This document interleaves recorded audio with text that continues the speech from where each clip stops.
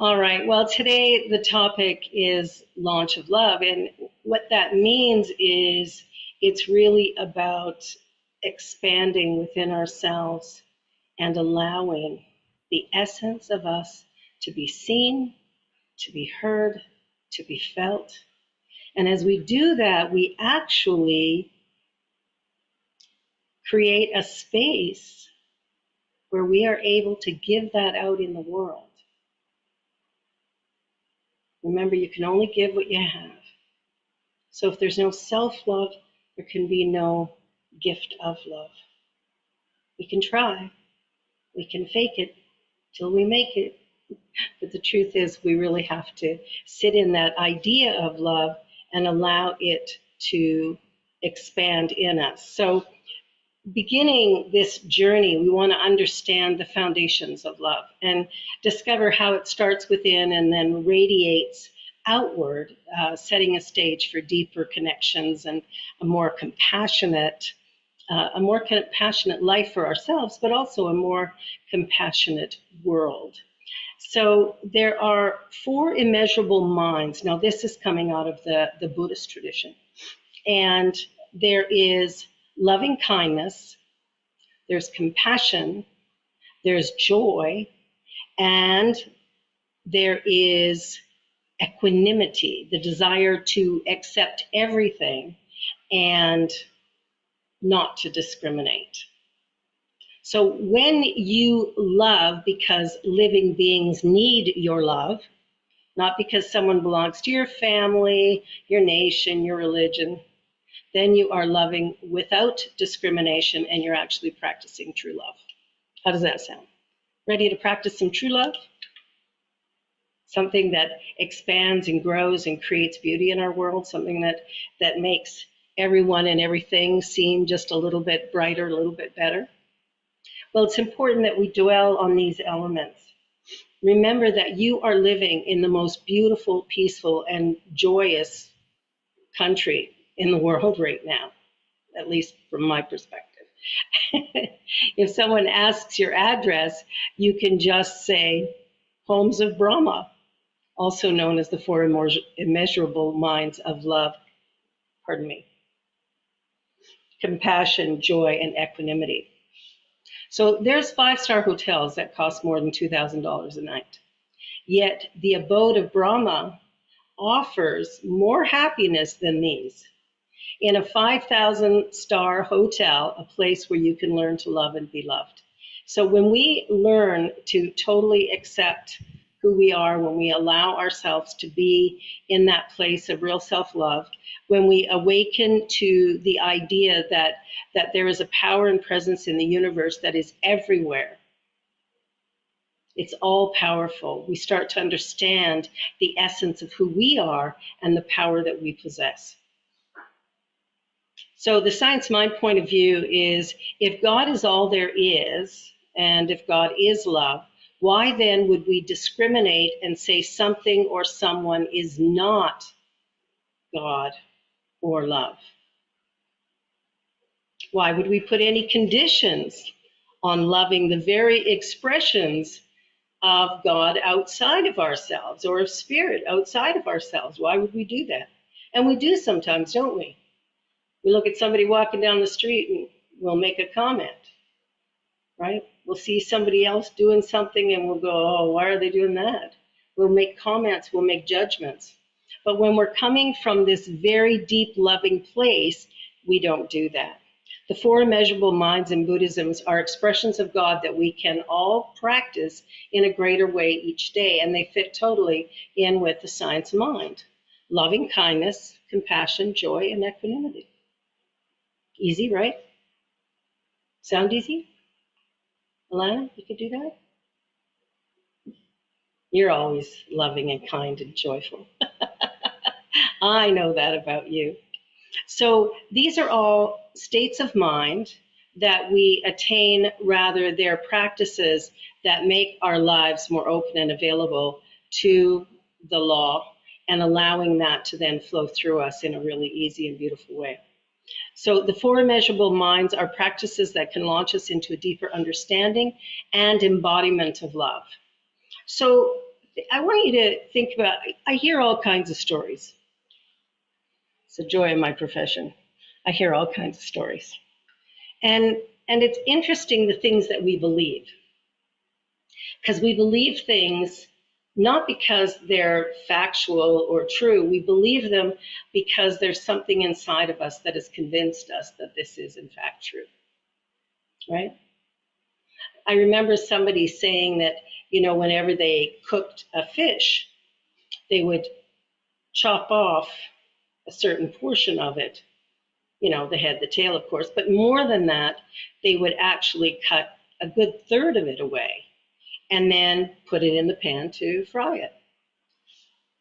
They didn't know why. Mom did it that way, grandma did it that way, so I'm going to do it that way. Did the same thing with a roast. Buy this great roast and then chop the ends off it, stick it in the pan and cook it. So why? Why would we do that?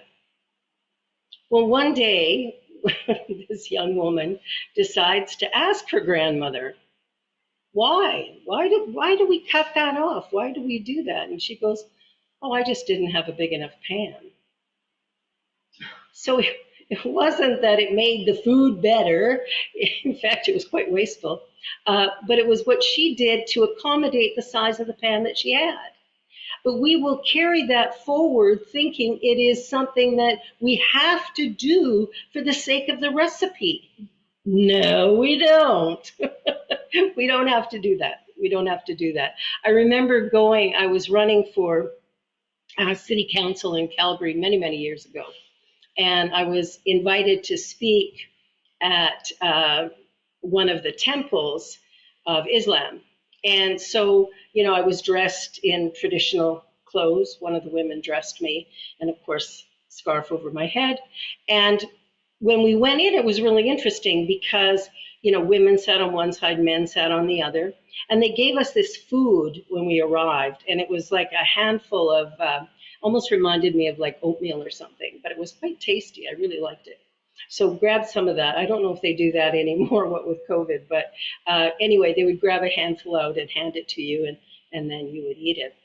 But I had the opportunity to stand and speak from the dais, or whatever they call it, and it was a really incredible experience. But one of the things I noticed that I wasn't sure about was these big fans. They had these big, long fans that somebody would hold and wave around.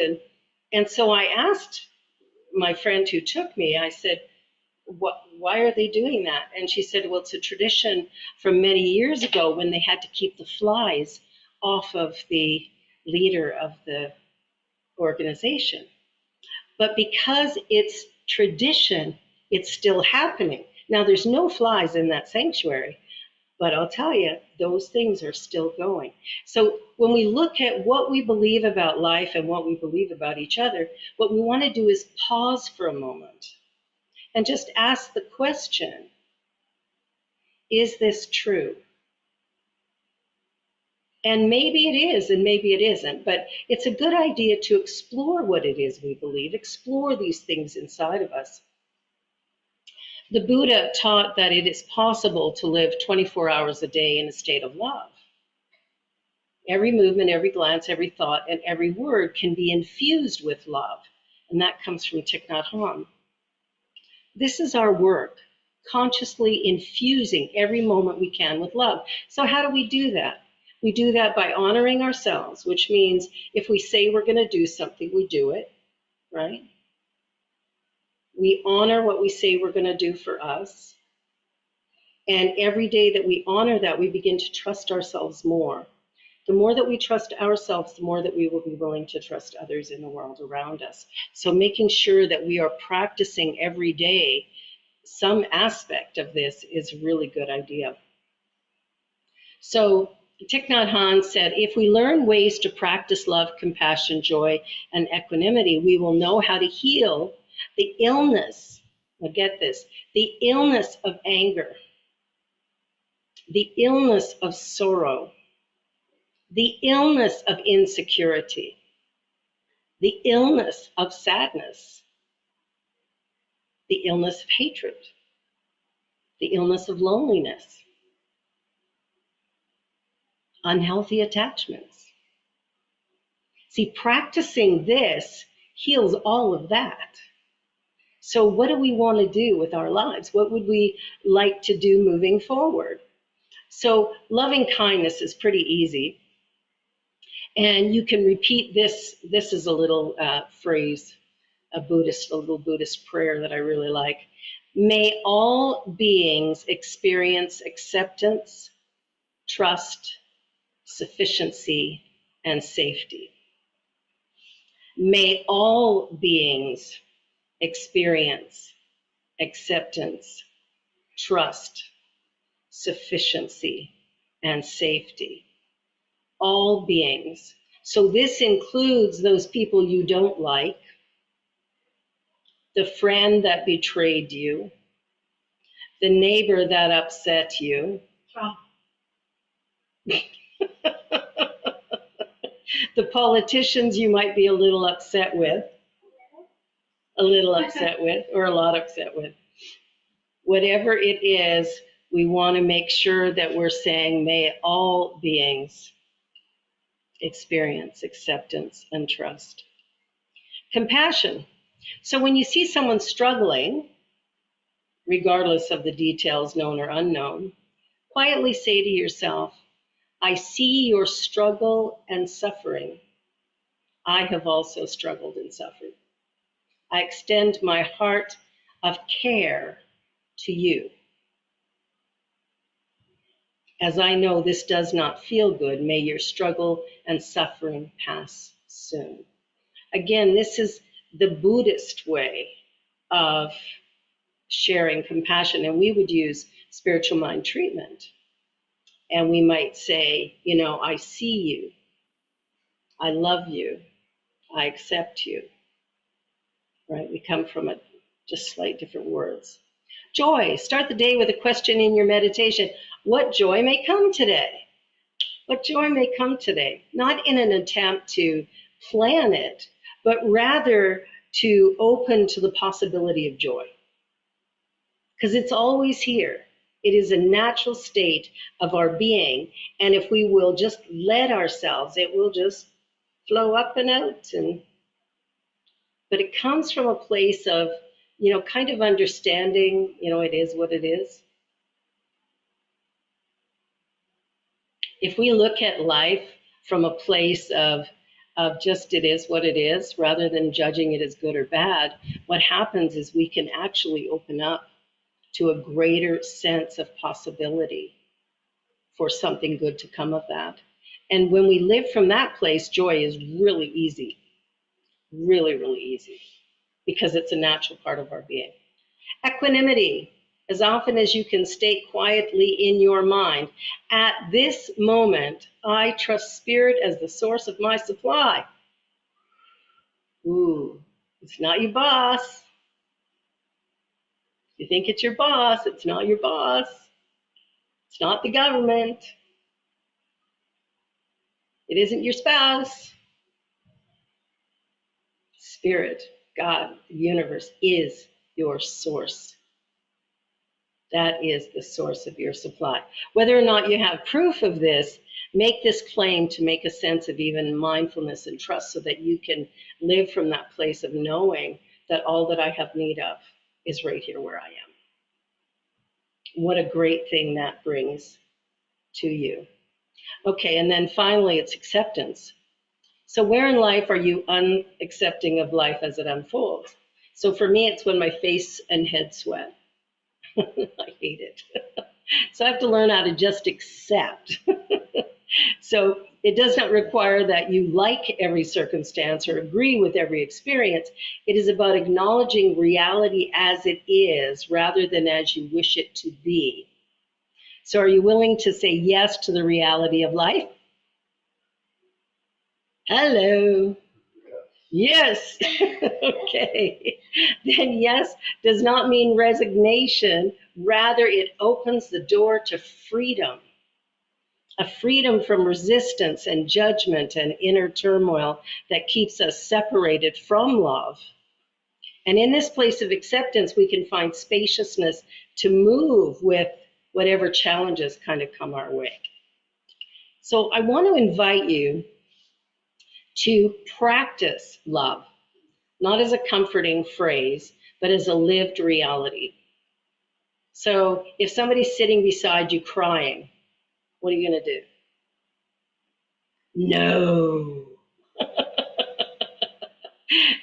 What you want to do is sit with them. Do not touch them. Because the minute you touch them, you take them out of what they're feeling, right? But they need to feel, we all need to feel what we're feeling. And we need to be honored in feeling that. So when somebody around us has, kind of broken down and they're crying or whatever, sit with them. Hold space in your heart for them. So that they know that what they're feeling is perfectly okay. Because if we go in and hug them and pat them on the back and say, hey, it's okay, it's okay, what we've said to them is crying is not okay. So I want you to stop, right? Because we're uncomfortable with that. When we see people grieving or in a great state of sorrow, we're uncomfortable with that. But we want to learn how to be with it. And the best way to be with it, the most loving way to be with it, is to accept that this is their current reality. And it's not my place to step in and change it, but it is my place to hold a container of compassion for this individual. So I go to that place of keeping space. So in my heart, I may very well go into one of those phrases. I like the first one. May all beings experience acceptance and trust, sufficiency and safety. May all beings experience love. That's where I want to go with that. And I do that because I really want to live in a world like that. I want to live in a world that is really peaceful and loving and beautiful. So this practice may not always be easy. There might be somebody in front of you yelling at you or something. And maintaining that peacefulness can be a bit of a challenge when someone is doing that. But the reality is their yelling has nothing to do with you. Their yelling is coming from a place in them. So if you can hold in your heart, may all beings feel loved. May all beings know their value. May all beings accept that life is beautiful, right? So we begin to change that. So by reflecting with another, you create mutual support, you create a place of love and acceptance, and you create something that honors the path moving forward. And that is what we're here for today, to practice love, to practice compassion, to practice kindness, equanimity, and to be a model for change in our world. So take a breath. Yes.